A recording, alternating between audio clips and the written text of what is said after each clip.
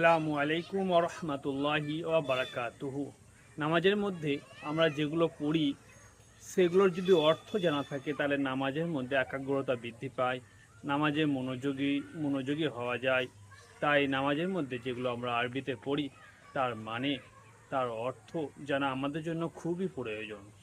প্রথমেই নামাজের নিয়ত করার পর, নামাজে দাঁড়ানোর পর আমাদেরকে যেটা করতে হয়, তাকবীরে তাহরিমা অর্থাৎ আল্লাহু আকবার হাত বাঁধার পরে পড়তে হয় সানা, সুবহানাকা আল্লাহুম্মা ওয়া বিহামদিকা ওয়া তাবারাকা ইসমুকা ওয়া তাআলা জাদ্দুকা ওয়া লা ইলাহা গায়রুক।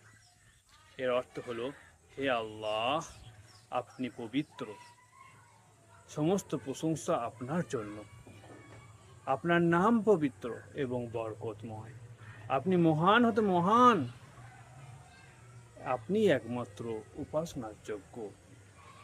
এগুলোই আমরা পড়ি।